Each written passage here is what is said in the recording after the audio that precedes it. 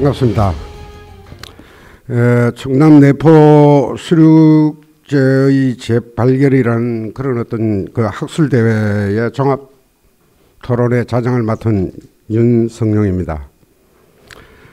오늘 학술대회에 이게 끝까지 이렇게 함께 해주셔서 대단히 감사합니다.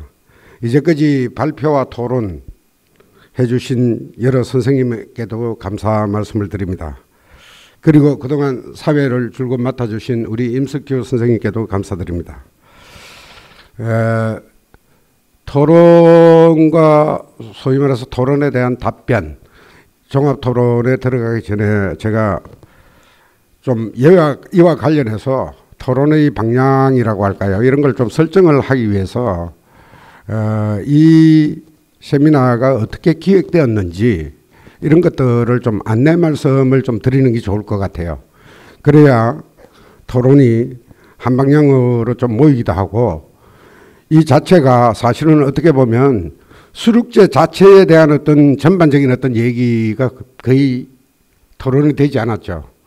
그 다음에 또 앞으로 수륙제를 어떻게 해야 될 것인지 이런 내용도 토론이 없습니다. 왜냐하면 보건사 수륙제의 재현에 우리가 초점을 맞춰서 기획을 했기 때문에 오늘 어떻게 보면 상당히 일반 청중들은 이게 상당히 그냥 세부적인 것만 이야기를 해서 도대체 이게 방향감각을 살리는데 좀 문제가 있다 이렇게 생각하실 분들이 들어 있을 것 같아서 제가 좀 상황 설명을 좀 해드리고 토론을 진행시키도록 하겠습니다.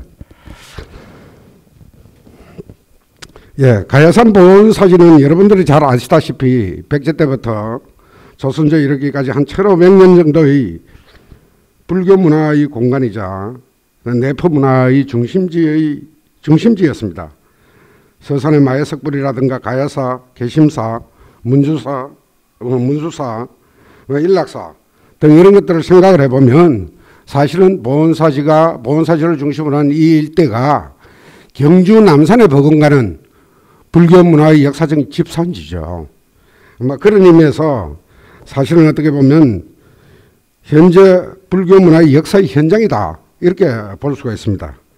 그래서 이곳에 불교 문화를 재현을 하고 불교 문화와 관련되는 문화단지를 조성을 하고자 사실은 사단법인 내포 가야가 법인인가를 최근에 받았습니다만 한 3년 전부터 줄곧 사회활동을 해왔습니다. 학술활동을 해왔습니다. 그래서 작년 3월에 저희들이 내포 문화개발을 통한 지역 활성화 방안이라는 주제로 공개 세미나를 한 바가 있고요. 이때 이제 나온 얘기들이 여러 가지 얘기들이 상당히 많이 나왔는데 그걸 기초로 해서 그때 나온 얘기들입니다만은 얘기를 해보면 사색을 위한 철학 공간을 한번 세워보자. 철학공원을 한번 세워보자. 어상대사의 일성법계도의 어떤 정원 같은 거 이런 걸 좀 만들어가지고 뭔가 우리가 현대에 사는 사람들이 뭔가 자신의 사색을 할 수 있는 공간을 만들어 보면 어떠냐. 이런 얘기도 나왔고요. 그 다음에 불교 인문학 교육재단, 교육단지. 그러니까 불교 종단의 어떤 차원을 넘어서서 일반 시민과 대중을 위한 불교 인문학단지, 교육단지를 한번 만들어 보면 어떻겠냐. 이런 얘기도 나왔습니다. 그 다음에 보온사지가 지금 현재 보온사지만 남아있는데 이 보온사지를 밤에는 영상으로 이렇게 그냥 옛날 건물들을 쫙 이렇게 그려가지고 밤에 그냥 영상 야경으로 우리가 옛날에 사찰의 어떤 그런 것들을 좀 체험하는 공간을 만들면 어떠냐. 이런 어떤 얘기도 나왔고요. 그래서 이 내포 문화개발에 대한 다양한 어떤 논의가 나왔는데 사실은 오늘 이 세미나도 그 기획의 일환이다라는 것을 여러분들한테 좀 말씀드리고 싶습니다. 물론 수륙제를 재현을 해서 뭔가 문화적인 어떤 자원을 우리가 지속적으로 발굴하는 그런 어떤 차원에서 이번 세미나가 기획된 거죠. 이렇게 기획된 거는 사실은 최근에 개심사에서 이게 보관되어 있던, 죄송합니다. 이게 저도 오늘 이게 처음으로 이렇게 공개적으로 마스크를 쓰고 뭘 이렇게 하니까 뭔가 좀 불편하네요. 예, 그 반환을 계기로 해서 지난 작년 10월 달에 서산 보문사의 문화유산이라는 제목으로 주제로 두 번째 세미나를 가진 바가 있습니다. 그때 보문사 불서 간행과 장인의 연구, 그러니까 박강현 선생님께서 이미 한번 발표를 하셨고요.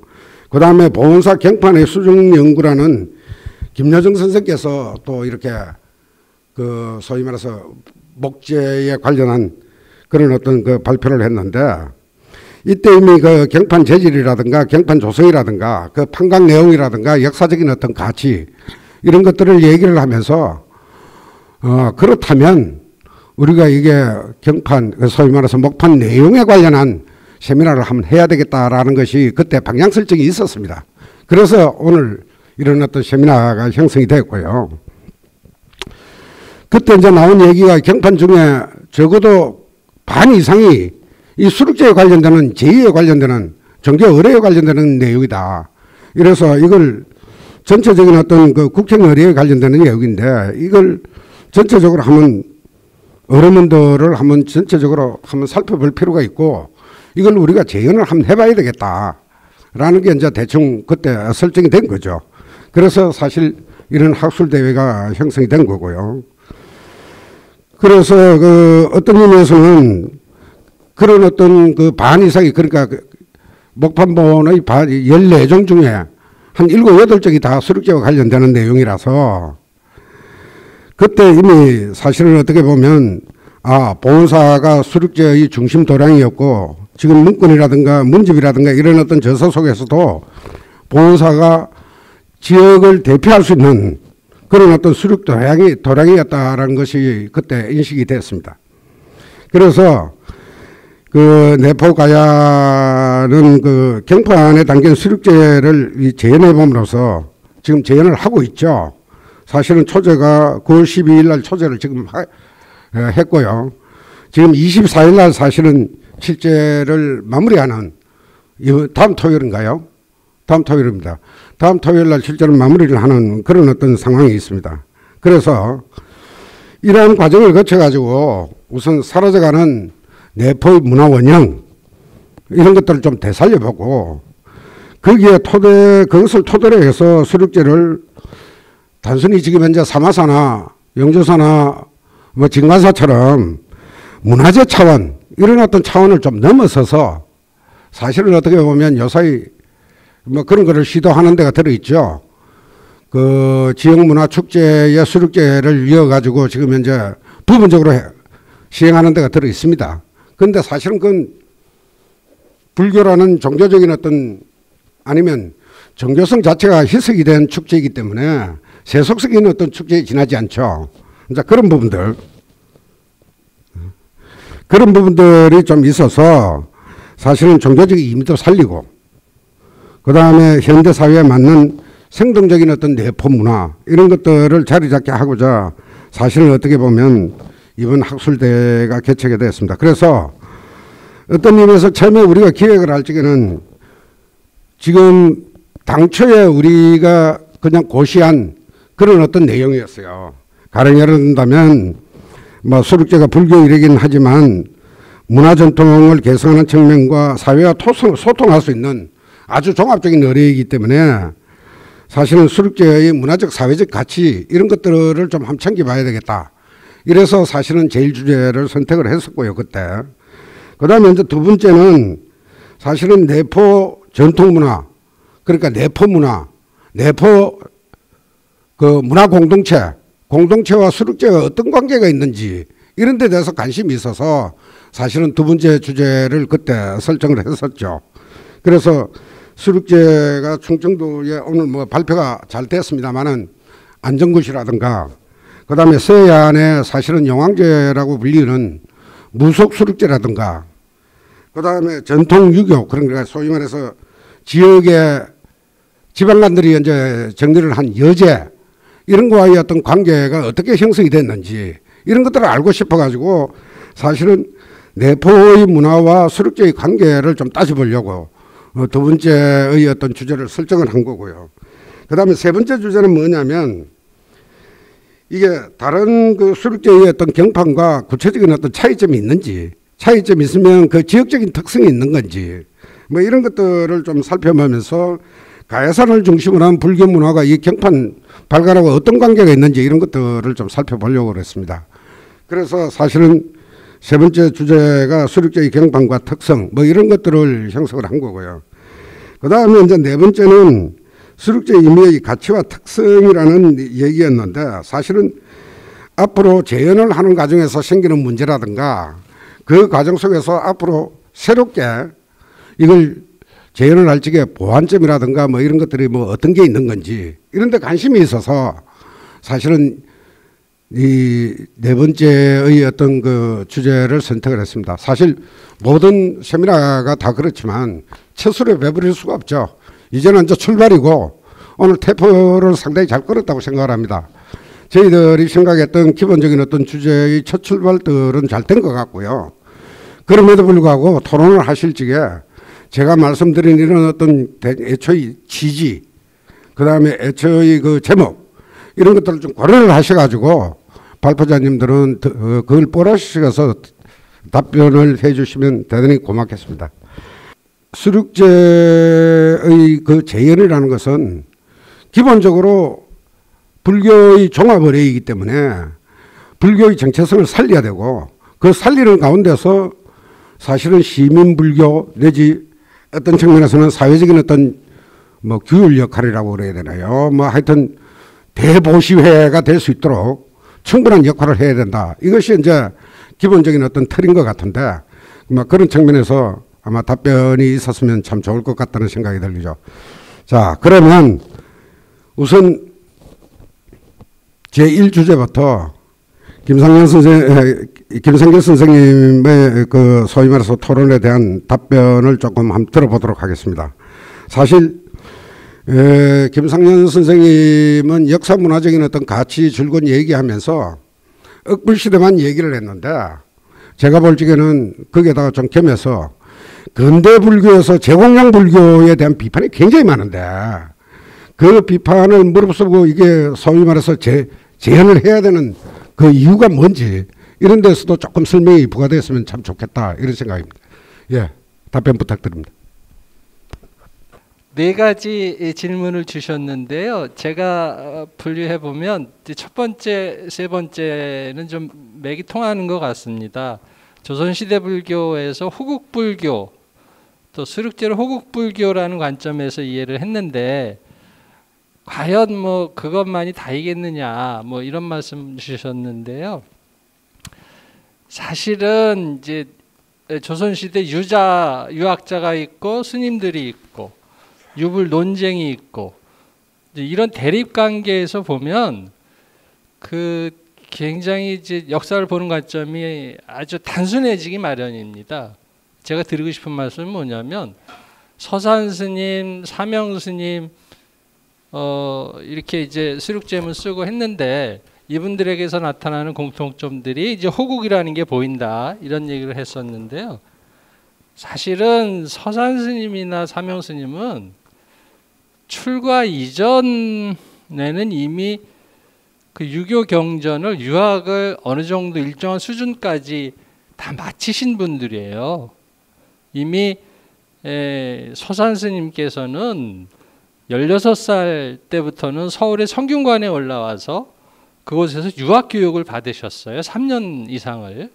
그런 이후에 이제 발심하셔서 출가하게 된 것이고, 사명 스님 마찬가지로 이미 뭐 13세 무렵에는 많은 경전들을 유학적 지식을 갖고 있었고, 이후에 20살 되기 전에 이제 보은사 오셔서도 거기서도 스님이 만난 사람들은 당대에 내노라는 유학자들입니다.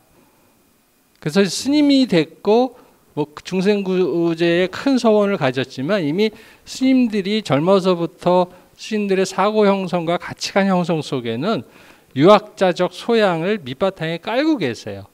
그래서 이분들이 불교의 입장에서 호국불교를 논한다, 뭐 불교를 옹호하기 위해서 또는 불교가 살아남기 위해서, 이런 개념이 아니고 자연스럽게 이미 전통사회 속에서 유학적 호국이라는 바탕, 충이라는 개념을 몸속에 지니고 계셨던 분들이고요.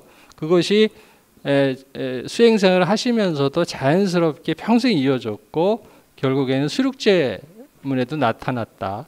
이런 대립의 논리가 아니고 혼합의 논리, 통합의 논리로 보면 조선시대 불교를 또는 수륙제를 호국이라고 지칭을 한다 하더라도 그렇게 단순화시키는 이제 이런 오류는 좀 없을 거라는 생각이 듭니다. 그리고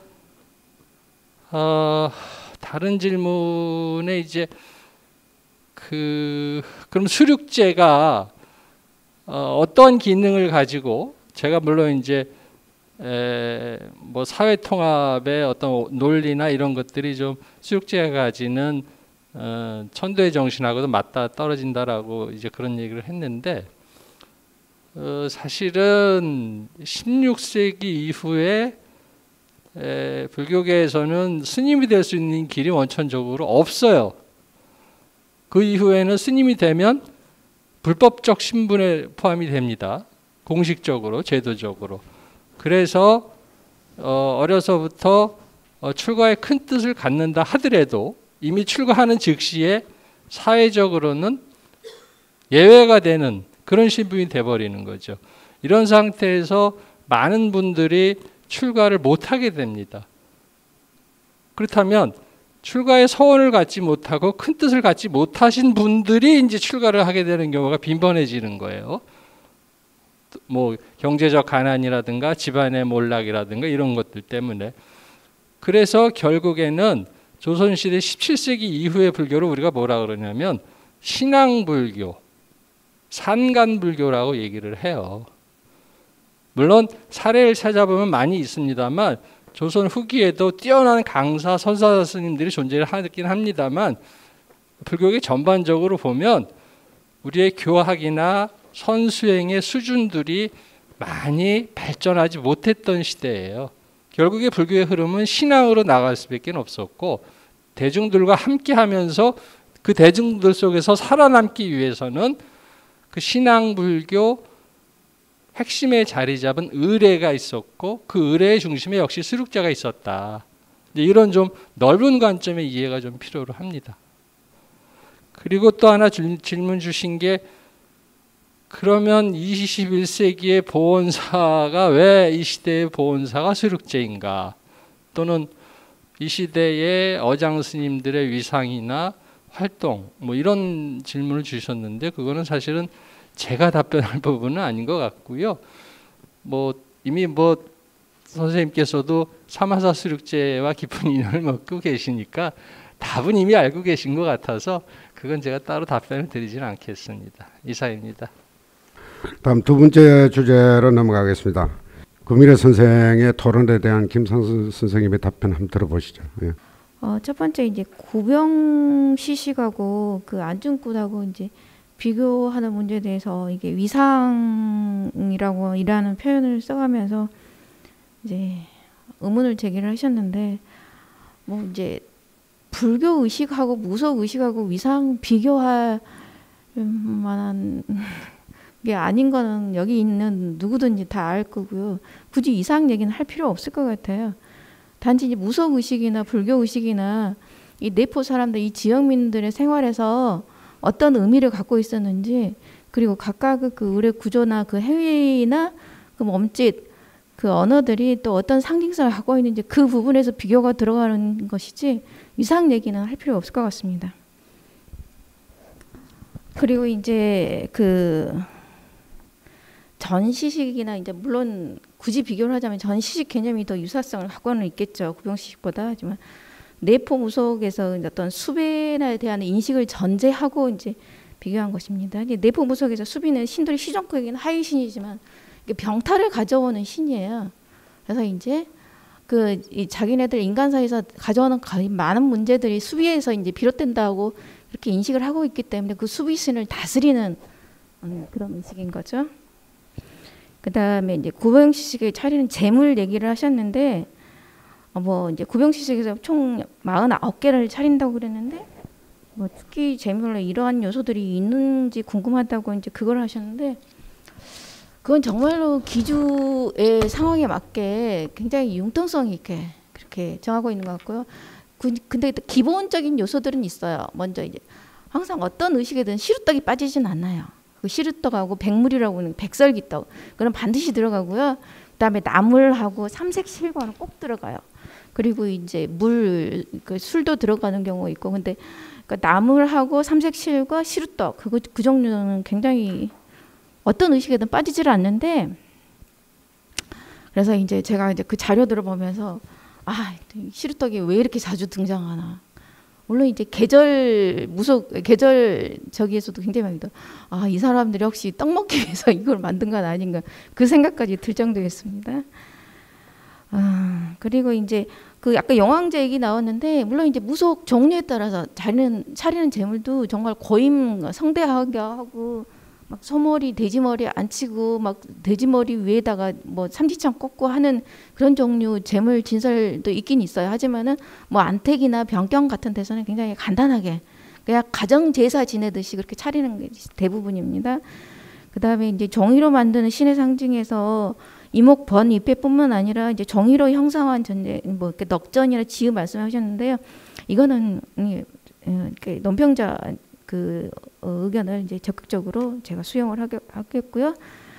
그 다음에 이제 제가 그 이제 전라북도 무형문화재 심사하는 저기 그 위원이라서 군산의 넉건지기를 이제 심사하러 간 적이 있었는데, 근데 우연찮게 이쪽에서 이제 서해안 같은 서해안이니까 조금 그 여기에도 여기 내포 무속에 넉건지가 있는 걸 이제 발견했어요. 그래서 그 내포 넉건지기 그 절차들 보니까 군산하고 조금 이렇게 다른 것 같아요. 군산하고도 좀 많이 다르더라고요. 근데 군산 넉건지기에서는 지유가 등장을 하거든요. 그러니까 지유 이렇게 무속인이 만들어 가지고 이제 건져 와서 다 이제 의식하고 이렇게 갈아입히는 그 장면이고, 그 다음에 이제 수륙제 주목하는 뭐 세미나 주제와 무관하게 연구 자체의 완결성을 기하려면 기존에 구축된 선행 연구를 기반으로 안중국과 고병시식을 비교 대상으로 삼는 것이 바람직해 보인다라고 이제 그런 의견도 주셨어요. 근데 이제 이거 같은 경우에 이제 저도 이제 창조관의 이 주제를 맡아가지고 왜 수륙제 관련 저기에서 이제 지역 의뢰 그것도 무속을 다루라고 하는지 그것도 좀 그래서 좀 저도 연구하느라고 힘들었고 기본 연구자라도 굉장히 없었고 그래서 좀 고생하고 했는데 좀 더 구체적으로 다뤄보라는 그 지적은 타당한 것 같습니다. 그리고 저기 해당 주제의 선행 연구가 아직 없어요. 고병시식하고 어떤 안중굿 이제 그 비교하는 연구였기 때문에 차후에 뭐 다뤄볼 만은 하겠지만 하도 이번에 자료 조사하면서 힘들어가지고 당분간은 안 하고 싶습니다. 그리고 또 6번째 질문이 또 있네요. 아니야. 저기 팥 뿌리기는 조금 해드려야 될 것 같아요. 팥 뿌리기 관심이 많으신 것 같아가지고 고병시식은 분명히 이제 팥 뿌리기가 이제 등장을 하는데 그 이쪽 제가 본 자료의 제안에서는 팥 뿌리기가 없어요. 이쪽 안중굿에서는 팥 뿌리기가 없고, 그리고 혹시 이제 하는 사람이 있다라면은 그건 선굿의 요소가 같이 융합해서 들어간 거예요. 그리고 이제 안중굿 지금 내부 지역의 안중굿도 많이 변하고, 그리고 이제 서울 경기 지역 선굿의 요소가 많이 들어와서 지금 상당히 섞여 있는 걸로 그렇게 얘기가 되고 있더라고요. 그래서 이제 이쪽에 팥 뿌리기는 제가 본 자료에서는 없는 걸로 그렇게 정리를 하겠습니다. 사실 제가 드리는 이제 논평에서 말씀드린 내용의 핵심은 다른 것들은 이제 세부적인 문제고 선생님 이것저것 말씀해 주셨지만 아까 논평하면서 말씀드렸던 것도 이제 3가지로 요약해서 말씀을 드렸는데 이제 일단 논평에 대한 걸 다 말씀을 해 주신 것 같아요. 이제 핵심은 이거예요. 그 병굿으로서의 안중굿을 하면서 하고 나서 이제 잡신을 풀어먹이는 현식 개념에서 고병시식을 다루어 버리면 어떤 이제 의례 위상의 문제가 아니라 제가 이제 질문도 그렇게 마지막에 간추려서 드렸는데 구조적인 측면에서 이 고병시식이라는 의례가 지니는 구조가 그 안중굿의 후속 의례로서의 그런 현식의 개념일까? 아니면은 안중굿이라는 총체적인 그런 의례와 비견할 수 있는 그런 의례일까? 그걸 이제 여쭤본 거고, 만약에 그렇게 생각하면 어떤 이유에서이고 아니면 어떤 이유에서인지 이제 그걸 이야기를 한 거고요. 근데 거기 가장 핵심이 된 거지 뭐 위상을 이야기하거나 그런 건 아니었다 하는 점을 이제 오해 없으시기 바라고요. 예, 그러고 한 가지만 더 말씀을 드리겠습니다. 아까 이제 쉬는 시간에 의장이신 원명 스님께서 이제 말씀을 해주셨는데, 실제로 고병시식의 의문에는 이제 팥을 뿌리는 게 없다고 합니다. 근데 이제 저는 그 전에 여러 스님들한테 이야기를 말씀을 많이 듣기로는 항상 팥을 뿌린다고 말씀을 드려서 그렇게 이야기를 했는데요. 이제 보통 점안을 할 때도 팥을 뿌리고, 그래서 이게 정화의 의식의 차원에서도 볼 수 있지 않을까 생각을 할 수도 있습니다만, 이제 고병시식에서는 마지막 봉송 때 이제 팥을 뿌리기 때문에 정화라기보다는 스님께서 염려하셨던 이제 약간 축기의 의미에서 하는 그런 의미로 잘못 해석이 될 수 있어서 고병시식에서는 팥을 뿌리지 않는다 하는 점이 더 타당한 것 같습니다. 제가 그런 질문을 드렸기 때문에 여기까지만 말씀을 드리도록 하겠습니다. 예. 예. 내포 지역의 서리설경과 불교의식의 비교는 이 주제는 사실은 여기서 글쓰기가 제일 힘든 주제였습니다. 왜냐하면 문화와 문화의 상관관계를 검토를 한다는 것이 방법론도 그렇고 자료가 갖춰져 있지 않기 때문에 아마 글쓰기가 가장 어려웠지 않을까, 뭐 저도 그렇게 생각을 합니다. 그러나 이제 저희들이 이제 당초에 기획했던 내용은 뭐냐면, 내포 지역에 소위 말해서 내재하고 있는 문화 문법들이 있을 수 있거든요. 삶의 문화 문법들. 이 삶의 문화 문법들과 우리가 지금 현재 지향하고 있는 수륙제와 어떤 관계에 있는지 이런 것들을 좀 알려고 저희들은 이 주제를 잡았었어요. 그런데 사실은 이게 상당히 구체적이고 전문적인 어떤 내용이고 자료를 방대하게 정리를 해야 되는 부분이었기 때문에 아마 제대로 이렇게 정리를 특정한 부분에 전체적인 어떤 소위 말해서 의례의 어떤 개설 속에서 형성이 된 게 아니라, 뭐 여기서 지적을 했습니다만은 특정 주제를 다양하게 이렇게 선정을 하다 보니까 서로 간에 토론자와 발표자가 오해가 생긴 게 아닌가, 뭐 이런 생각이 듭니다. 예, 그러면 세 번째 주제의 답변으로 넘어가겠습니다. 예, 김윤수 선생님 토론자 답변에 대한 얘기를 간단하게 좀 말씀을 해 주시죠. 예. 네, 먼저 토론해 주신 박범 선생님께 감사합니다. 첫 번째 질문이었던 명종 때 역사상과 보원사의 불경 간행의 특징이 있지 않을까라는 질문에는 먼저 보원사 간행 불서의 경우에는 명종 20년대에 간행된 묘법 연화경을 포함하여서 14종 중에 5종이 명종 때 간행이 되었고, 나머지 9종은 선조 때 간행된 것으로 파악이 되고 있습니다. 먼저 이 시기에 보은사에서의 목판 간행은 보은사만의 특별한 현상은 아닙니다. 현존하는 불서의 간행 시기를 분석해보면 16세기에 사찰판 불서 간행이 크게 증대된 것으로 파악이 됩니다. 불서 간행의 흐름을 역사적인 관점에서 바라본 논문을 참고해서 제가 이해한 대로 이제 설명을 드리자면, 명종 때 호불적인 성격을 가지고 있었던 문정왕으로 인해서 불교가 다시 중흥하게 되는 계기를 마련하게 되지만, 보원사에서 첫 번째 간행 불사였던 묘법연화경이 간행된 해인 1565년에 그 당시에 문정왕과 승하하게 되면서 중앙에서는 불교에 대한 논의가 거의 이루어지지 않습니다. 당시 주도권을 잡고 있었던 사림 세력들이 공적인 영역에서 불교를 제외하고 성리학을 통해서 백성들이 알아서 교화될 것이라는 방임적인 태도를 보이는데, 이는 오히려 지방에서의 불교 행위들이 자유롭게 퍼지게 해줍니다. 지방 사찰은 시줄등을 통해서 사적 지원을 받음으로써 경제적으로 자립할 수 있었습니다. 불교 전적의 간행도 이때 함께 증가하는 추세를 보이며 16세기에 많은 불서들이 집중적으로 간행되었습니다. 이렇게 확대된 불교로 인해서 선조 전반은 조선시대 통틀어 가장 많은 양의 불교 전적이 간행이 되었고, 이 지역에서 간행된 모판들 대부분이 이 시기에 판각된 것이며, 이렇게 단 시기에 가능될 수 있었던 것은 중앙에서의 방임주의적인 태도가 유리하게 작용하였기 때문으로 보았습니다. 네, 두 번째 질문이었던 보원사와 개심사의 불경 간행이 어떠한 역할과 기능이 구분되었던 것인지에 대한 질문이었는데요. 보원사는 1604년 선조 37년까지 간행 활동이 있었고 개심사의 경우에는 그 이전에 1584년에 두 종의 목판이 간행된 이후 1741년까지 공백기가 있었습니다. 그리고 가야사의 경우에도 1621년에 성관자재 고수육자 선정 간행 이후에 1762년에 관세음보살 영업약초가 간행될 때까지 공백기가 있었습니다. 현존하는 자료에 의존한 결과이지만 세 사찰의 간행 시기가 겹치는 시기가 좀 짧습니다.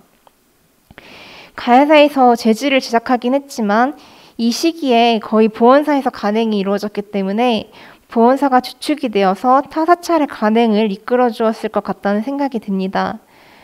몇 가지 가설을 세워보자면 실제로 나머지 두 사찰에서 간행한 목판의 수가 많지 않고 그렇다 형태적으로 유사성을 갖고 있기 때문에 목판의 간행의 주체는 각 사찰이 지니고 있지만 의뢰를 받아서 작업이 이루어졌거나 제3의 장소에서 간행이 이루어졌을 수도 있다라는 생각이 듭니다.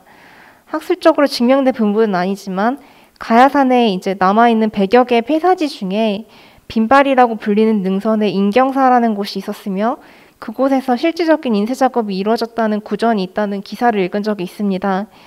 이는 추후 발굴 작업을 통한 고증이 요구된다고 생각합니다. 세 번째였던 목판의 특이한 특징들이 보원사가 가진 재정적인 한계에서 보는 것이 더 낫지 않을까라는 의견이셨는데요. 토론자 선생님의 말씀처럼 제작 기간을 줄이고 목재를 최대한 활용하고 공력을 줄여서 인력을 절충하는 것 자체가 결국 효율적으로 비용을 아끼려는 측면에서 빚어진 것이라고 생각을 하고 사찰의 재정적인 문제와 연관시킬 수 있을 거라고 생각은 합니다. 그러나 이를 실제로 재정적으로 어려웠는지에 대해서 수치화하여 증명해내는 과정에 대한 어려움이 있기 때문에 재정과 관련한 자료가 있다면 추후 보충할 수가 있을 것 같습니다. 네 번째 질문은 목판의 제작 과정 자체를 하나의 이식으로 설명하기 위해서는 추가적인 사례가 덧붙여질 필요가 있다라는 의견이셨는데요. 말씀하신 것처럼 이 문장을 적을 때 이렇게 분명하게 증명해내지 못한 한계가 있습니다. 선생님의 의견처럼 가야산에 위치한 사찰의 목판만으로는 판단하기 어려운 문제이기 때문입니다. 그러나 이렇게 판형이 길고 형태를 그대로 살려서 목판을 제작한 사찰의 사례가 일단 적고 그 사찰에서 그럼 이식설을 간행했느냐 등 여러 조건이 부합하는 사례를 찾는 것이 쉽지는 않습니다. 그래서 보원사 내에서 특이한 형태로 제작한 판과 그렇지 않은 판의 차이를 설명하는 과정에서 수륙제 관련 임무만이 예의적인 모습을 보여줬고 그 차이를 설명하기 위해서 가져온 하나의 가능성으로 봐주시면 좋을 것 같습니다. 좀 더 명확한 근거를 찾고 싶었는데 같은 연판자나 각수의 활동이 있는 것도 아니고 또 시주가 유독 다른 불수와 목판보다 많았는가, 재정적으로 여유가 있었는가 그 차이도 뚜렷하진 않았습니다. 추후 심화적인 연구를 통해서 밝힐 수 있을 것으로 생각이 됩니다. 감사합니다. 수고하셨습니다. 예, 다음은 이성문 선생님한테 답변을 듣도록 하겠습니다. 그리고 네. 이성문 선생님, 네. 그 답변과 더불어서요. 수륙 의문이 사실은 18세기 이후에는 거의 안 나타나잖아요. 그 얘기는 다른 의미에서 제공양 불교가 어떤 형태로든 간에 상당히 계속 그냥 성행을 했는데도 불구하고 왜 수륙 의문이 18세기 이후에는 없는지 이런 데 대한 이유도 같이 이렇게 겸해서 조금 말씀해 주시면 고맙겠네요. 너무 웃다요. 스님의 질문이 네 가지지만 네 가지 가운데 제가 거의 다 설명을 이미 했고 두 가지 정도는 얘기하면서 우리 사회자 자장 선생님께서 한 말씀을 8분 안에 하도록 하겠습니다. 첫째의 질문은 많이 얘기를 했고요. 두 번째의 경우 예수 수륙제라는 말에 대한 나는 현대 한국 불교의 그 정의는 다시 새롭게 되어야 된다고 주장하는 사람입니다. 물과 묻에서 죽은 무주고원들을 제사 지내는 정도로 이해하고 있는 것들은 수륙제의 원형과는 상당히 거리가 있다고 보여집니다. 우리 원명스님도 그런 말씀 자주 하시는데 수륙제가 이미 국행 수륙제고 또 임금님의 77제, 선왕선후의 77제로 사용되고 있는데 이거 물과 묻에서 죽은 무주고원들을 전혀 그게 아니고 수륙의 의미는 중국에서 전통적으로 이해되기를 성인과 범부로 이해되고 물이라는 개념은 정화의 개념이고 육이라는 건 물과 무슨 중생들의 기처고 섭수처라는 의미입니다. 그러니까 수륙제라는 건 법계성범 천지명량수륙의입니다. 그러니까 모든 사람이란 뜻이에요. 그리고 이 제라는 개념은 철저하게 스님들 공양입니다. 우리 부주지 스님께서 오늘 제에 대해서 여러 가지 설명을 해주고 가셨는데 부처님께 올리는 것도 제고 스님께 올리는 것도 제인데 조선 초기 적어도 16세기에 보원사에서 수륙제가 수령될 때는 민간 수륙제라고 할 수가 없고 국가의례라고 할 수밖에 없습니다. 조선시대 국가의례라는 그 제사 개념의 의례는 대사, 중사, 소사가 있는데 불교 의례가 담당했던 부분은 소사 부분입니다. 그러니까 다시 말하면 보통의 일반 무주고를 비롯한 홀령들 그렇지만 국가의 선왕선후와 스님네들의 그 은사스님들이나 이런 분들 또 고원들 이분들을 다 함께 청해가지고 제사를 올리는 의례였다고 한다면 현재 수륙제를 지나치게 우리가 소통의 문화로만 이해한다면 좀 곤란하지 않을까라는 생각을 해봅니다. 수륙제는 그냥 일단 국가 제사로 국행 수륙제로 정착이 되어 왔어요. 여기에 의미를 우리가 현대적으로 재해석하는 건 또 다른 문제라고 저는 생각을 합니다. 그렇기 때문에 수륙제가 적어도 16세기에 일어났다면은 거의 국가 제례의 하사 부분을 차지하고 있지 않았을까라고 생각됩니다. 그래서 시련이니 간욕 대령이니 이런 큰 의례 절차가 있습니다. 수륙 의문만 가지고는 설명을 할 수가 없어요. 그다음에 네 번째 다시 질문에 답변을 한다면 왜 제가 수륙제 의례 연구자가 스님네들이 지금 우리 원명스님은 박사를 하셨는데 몇 분 계신데 아직은 너무나 적습니다. 그러다 보니까 의례 어문조차도 해석하기에 바쁜 시절이에요. 그런데 실제 수륙제라는 형태는 현재 한국 불교가 일상적으로 하고 있는 게 수륙제의 아주 현대화된 파편화된 모습이에요. 사실은 제가 늘 이런 말씀을 드려요. 우리 법당에서 부처님을 소청해서 공양 올리는 것 자체가 이 수륙제의 상위 소청의 의식과 같다는 겁니다. 그러니까 실제로 부처님 모시고 있었으면 공양만 올리면 됩니다. 그런데 우리는 부처님 오시라고 그러고 자리 건한다고 그러고 자리를 건한 적도 없습니다. 영단의 헌 자석 외에는 우리나라 법회에는 중단이고 상단이고 자석이 없어요. 없는데 헌자했다고 그러고 앉으라고 그러신다고. 이 자체가 수륙제의 상위 소청, 중위 소청, 하위 소청 모습인 겁니다. 일반화되어 가니까 작법 구감이니 재반문이니 청문이니 이런 것들이 사실 수륙 어문들이에요. 근데 그러한 것들이 우리는 수륙제라는 두 글자 내지 세 글자가 있는 것만 수륙제라고 생각을 하다 보니까 오해가 너무나 많이 일어났다. 제가 글에서는 썼습니다만 대만은 지금 수륙법회라고 합니다. 그러니까 모든 사람들을 함께 불러가지고 진리의 법식을 나누고 나눔의 법회인데 이러한 것들이 우리는 어느 순간에 물과 묻해서 마치 용어항체 비슷하게 이해되었다. 이러한 것들은 재해석되어야 될 여지가 너무나 많고 특히 16세기라 그러면 완고한 조선 사대부들이 형성했던 그런 제례 문화를 어떻게 벗어날 수가 있었습니까? 적어도 우리가 근대 이전에는 스님네들의 아침 저녁 축원에 제일 먼저 올라가는 게 구강서나 수만세가 들어갈 수밖에 없었습니다. 그러한 것들의 대표적인 종합의례였기 때문에 불교 의례가 수륙제가 불교 의례다. 저는 이렇게밖에 말씀을 드릴 수가 없고 의례 연구가 없었다는 얘기들은 너무 의례가 오랜 시간 동안 변형을 거쳐가지고 현재 우리 한국 불교 의례가 수륙제인데 이 얘기를 하면 뭐 크게 범패가 있고 작법이 들어가야지 수륙제라고 생각을 합니다. 우리 대만 수륙제는 이런데 인근의 중국 수륙제 많이 보고 옵니다만은 어디 그렇게 합니까? 그렇게 하지 않거든요. 이건 우리나라에 들어와 가지고 15, 16세기 지나가면서 임난 양난 이후에는 굉장히 이렇게 범패 작법들이 발전한 모습들이지 그게 수륙제가 또 아니라고 할 수가 없다는 거죠. 작법 구감에 있는 얘기들이 그게 어떻게 영산 작법이 아니라고 할 수 있겠습니까? 그러한 부분들은 그래서 이러한 것들을 이런 저희 같은 머리 긴 속인이 연구를 하려니까 한계가 많이 있더라고요. 필요합니다만은 그래서 스님 연구자들이 좀 많이 나왔으면 좋겠다라는 생각을 오래전부터 많이 갖고 있습니다. 그래서 왜냐하면 의례는 종교의 핵심적인 실천 신앙이고요. 교학을 실천하는 하나의 몸짓인데 이러한 것들이 그냥 단순히 범패니 작법무가 의례 내지는 수륙제라고 말해진다면 한국 불교의 의례는 굉장히 특수한 어떤 분들의 것으로 어쩌면 전략되거나 가치가 조금은 달리 될 수가 있다고 생각을 합니다. 그런 측면에서는 스님 연구자들이 많이 좀 나오시면 좋겠고요. 그리고 수륙제가 의문이 안 나왔다는 얘기는 일반화됐기 때문에 그 필사본이다 수륙제 어머니라고 말씀드릴 수 있겠습니다. 이상입니다. 지금 보건사에서 재현되는 것은 16세기 수륙제를 재현하시는 거죠? 그죠? 그러면 국형 수륙제를 재현하는 겁니까? 지금 현재 재현하고 있는 16세기 수륙제는 대충 어떤 형태입니까? 적어도 그때는 제일 먼저 선왕선후의 제사라고 봅니다. 예. 그리고 또 우리가 16세기 이 중종의 태실이니 명성황후가 당시 400개의 원찰을 내수사에 내불당 원찰이 400개였는데 이 보원사가 거기에 해당되지 않았을 리가 없을 것 같습니다. 예. 그럼 지금 재현되는 거는 국행 수륙제의 뭐 하나다 이렇게 생각을 하시면 되겠네요. 예, 감사합니다. 예. 전체적으로 그 각 주제별로 그 토론에 대한 답변을 한번 들어봤습니다. 혹시나 토론자들이 또 이렇게 답변을 들으면서 생각나신 거라든가 뭐 이런 게 있으면 마이크를 돌리도록 하겠습니다.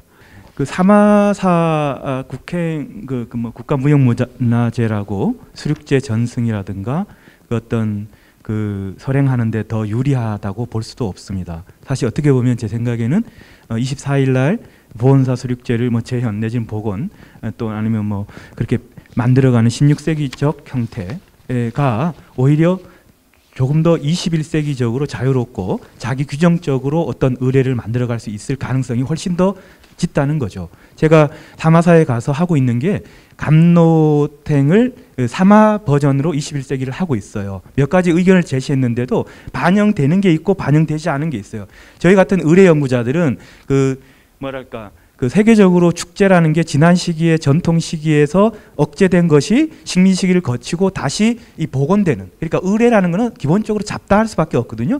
잡다한 것들이 모여서 사람들의 감정과 그 감정을 위로하고 그 감정의 질서를 찾아가면서 이제 지속되는 성격이 있거든요. 그래서 다시 복원되는 성격들이 상당히 많이 있습니다. 그때 16세기가 21세기화 되는 어떤 모습을 보건사는 훨씬 더 자유롭게 그 서산 지역과 얘기할 수 있는 거죠. 이것이 비록 불교라는 어떤 틀이 아니라 그 유교는 더 좀 위기 의식이 있거든요. 유교에는 그런 좀 자유로운, 그러니까 별계은이나 서간 용왕제처럼 이런 것들이 좀 이렇게 좀 잘 이렇게 연결될 수 있는 코디네이터 이런 것들이 요 수륙제 안에 들어와서 결국은 차이를 제거하는 어떤 불교의 문화가 정착되기를 희망해 봅니다.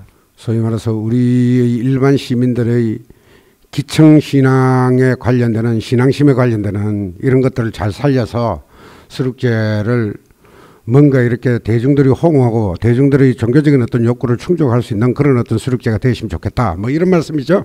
예. 그 박범 선생님 일단 마이크를 잡은 집에 지난번에 왜 그 세미나 할 적에 박범 선생님께서 그 보훈사가 강단사로 이렇게 바뀌면서 폐사될 적에 2인자의 난하고 상당히 연관이 있을 것 같다.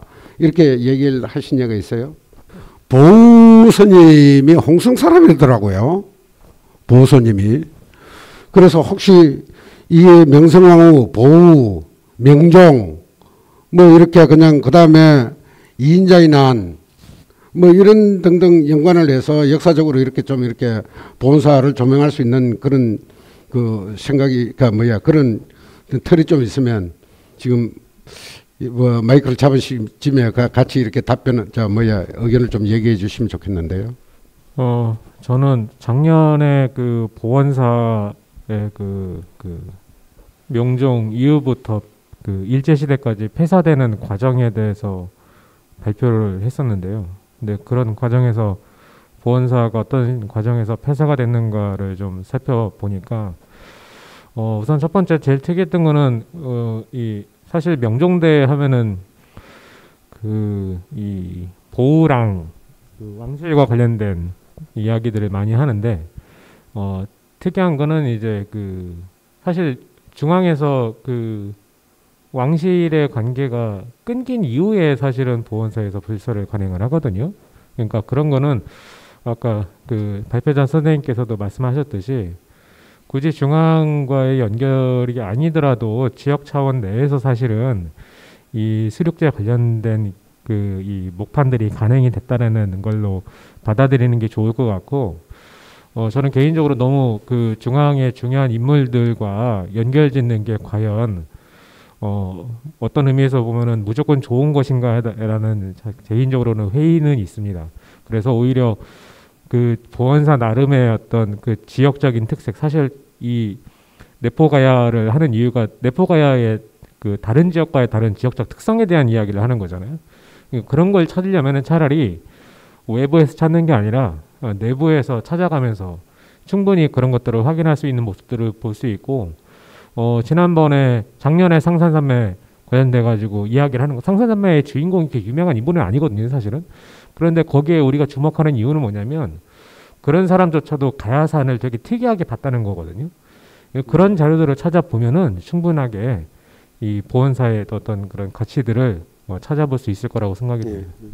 저는 저 부여 수륙제를 10년 넘게 고생한 우리 이마 스님이 지금 오셨는데 제 얘기는 스님한테 좀 기회를 좀 드렸으면 좋겠습니다. 예. 부여의 백제문화 재현단지에 같이 위원으로 몇 년간 활동을 했습니다만은 어제 아래 그 작년에 저희 부여 수륙제 할 때 또 오셨고 어제 아래 서울 진간사의 수륙제에서 같이 만났습니다. 근데 굉장히 열정적으로 하나서 열까지 그 시간을 다 메모를 하고 같이 하시는 걸 옆에서 봤습니다. 근데 제가 부여 수륙제를 10몇 년을 한 저로서는 안 했으면 좋겠습니다. 이 길이 너무너무 힘들고 해보니까 너무너무 어렵습니다. 힘들고 여기 많은 교수님들 또 여기 또 아시는 분도 저 있지만은 이 학문적으로 또 어떤 이런 쪽으로 말씀하시는데 현장에서 제가 해본 경험으로는 별로 소용이 없습니다. 예.